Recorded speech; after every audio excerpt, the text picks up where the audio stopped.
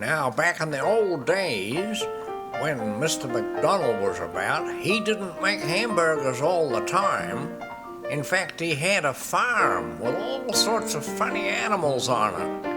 And that's what I'm going to tell you about now, in these old-time days. Now, old MacDonald, he had a farm, E-I-E-I-O. And on his farm, he had a few chooks, E-I-E-I-O.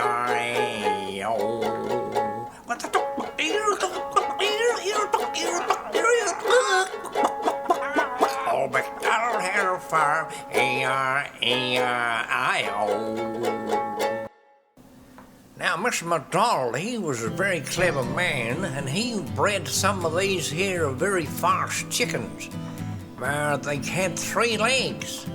One of his neighbours says to him one day, leaning on a fence, "Say, Mr. McDonald, what do those 3-legged chickens taste like?"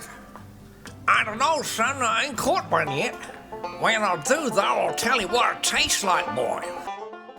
And apart from usual couple of dogs and a few turkeys and 1 or 2 strange other animals, goats and things, he happened to have an old tractor with a wobbly wheels.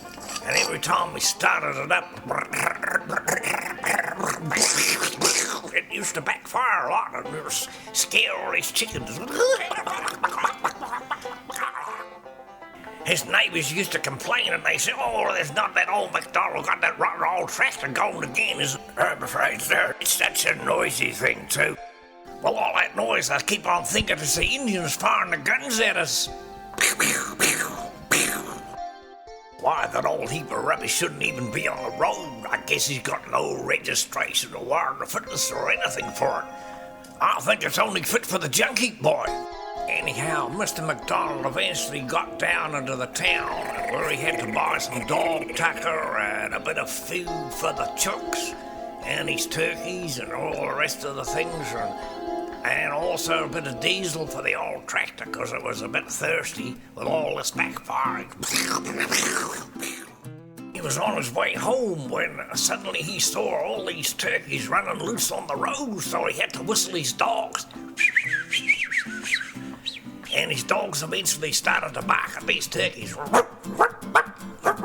trying to get them back into his farm.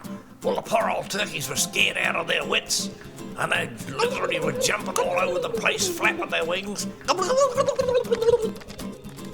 Well, with a lot more barking of the dogs, and an old tractor backfiring. Eventually, he got all these nervous birds all back inside and quickly shut the gate. Well, he jumped back on the tractor and he started off again with a couple of backfires again.